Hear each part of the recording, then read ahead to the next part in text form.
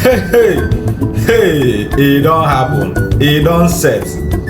Millionaires since ezochago gbacha. Ya bụ millionaires since kemgbe 19 pig no date. Ozochago kocha. Orji Uzor Kalu Cheno Tinubu ka na-emelu crocodile tears. Ọ maghị na Nigerian gọọmenti afọrọ iru mmadụ. Ọ nọ na-ebe akwa mbọsị ya na-ebe ka obele nwa nọ dịka obele nwa nne ya jụrụ inye ala. Uche na Tinubu furu iru ya. Tata na Tinubu na ụmụnne ya ekulugo senior president Orji Akpabio, the former governor of Akwa Ibom, the so-called Mr. Off Your Mic. Yama was the Nigerian Senate president. Okuna Afri ya na-ekwu since. All Igbo politicians will never learn. Mana asị na ekwe ga-emecha kwenute ekwere. Ọkwifo ya na-ekwere ekwe a mgbe oge jebe ikwe oge kwekalịa ndị niile ekwegoro before. Igbo politicians achọbeghị learn a lesson.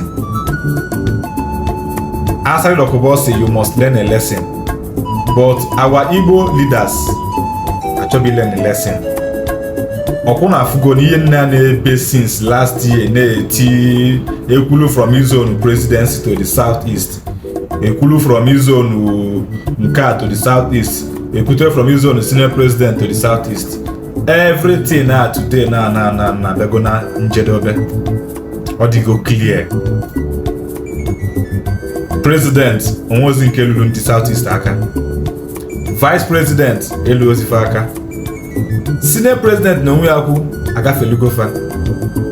Kita bụ deputy senior president fancha onwe ozi nke anyị cheta. I follow back to normal ordinary people. Ifu ya ofuli ya na-eme ndị na-achị anyị ndị awa Igbo leaders na-eche eme fa na-ewelu m fa na-elebe ndị ugwu Hausa na ndị Yoruba kewe malụ maka fa ga-enweta favor. Emechakwa last at the end of the day kwa still yet they will still not get that in fana achọkwa. N'ezi Orji Uzor Kalu today na Orji Uzor Kalu abegoro this early morning na afụ news ebe as na Southeast senators, APC senators elect ma maghị fa na ọcha na the video fa zukote na meeting na-show support to Senator Akpabio. Fe nyefe nwanne fa nwoke aka n'isi onye bụ Orji Uzor Kalu nyefe ya eche odi support for onye nke ha sef ebulu support je show Akpabio. Ifugi ya na-agwụ no matter kunu se betray ndị nnachi na matter kunu se sabotage southeast, no matter kunu se betray southeast just to get favor from ndị Hausa and ndị Fulani and ndị Yoruba, they can never appreciate it. Even self the more self in sell ụmụnne gị the more fan of tag as mma iru na abụ, they can never trust you in this world. Onwere somebody nọ n'ụwa ga-afụ somebody na-ebetray ndị nke ya kachie ntị je trust onye a ọ drop possible mụnwa mmamịa onye ọzọ na-awachukwu m na vidio na ama emekwu ya. Ifugo ana-adị n'aka na si na-asụ rapụ na ide ụnara achọ ihe ụnara eme for favor for them. Ọsọgodu na gbusisie ndị nne nọ na Igbo today, ọsọgodu na gbusisie ụmụnne unu niile nọ na Igbo today. Ifuru ndị Hausa na ndị Yoruba bụ na-afasa afụ unu ka a ga-esi na-afụ unu aka na-afụ na always as a sell out. Ama trust netere unu inye unu ọchịchị ebe unu ga-anọ wee nwụọ n'okwu. Ifu onye nna Tinubu mere appoint since ọ bata n'ọchịchị a na enwebeghị o si wee metụta aka na South East so far. Enwere ike last na-eweta ofu position na-enwere ụdị isi ụdị anya ofu onye eji nke wee na-amaneji nke bụrụ gọvanọ.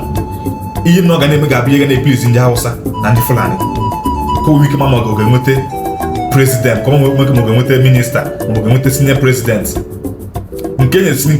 nke votu ka ọ bụrụ jego senator represent ya ndị Igbo. Ọ gaa na Abuja ebe a ihe na ọ ga na-eme ga-abụ ihe ga na-epilizi ndị Hausa na ndị Yoruba. Emechi ihe niile a oluka mgbe a ga-ekwesị mega appreciate, they will still betray you just like what happened to Orji Uzor Kalu today. Ifugozi ya na Orji Uzor Kalu na ọ bụ ozi support ndị Igbo ka o nwetara na ya bụ ihe ọnụ oji maka ebe na-ebitere ndị Igbo sofa nwezikwa nke luli aka ọ nọzikwa n'ọlụ onwe ya, ọ gbazikwa aka nke ọnụ kịta, ọ gbazikwa aka na ọ ya bụ akwụkwọ na ebe mgbọsị ya na sineti n'ebe akwụkwọ ka ọ magodu kie mpịtọ sigo, ọ magodu ka mpịtọ sigo, so kịta ọ na-afa calculate zi, ọ na-afa calculate ọ n'ogosi wee bido clean the up mess niile ọ messigo around.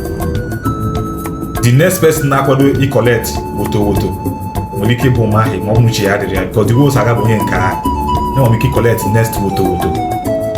Nnamdi Kanu gwara m agwa sunu serve Nigerian government and come back in shame.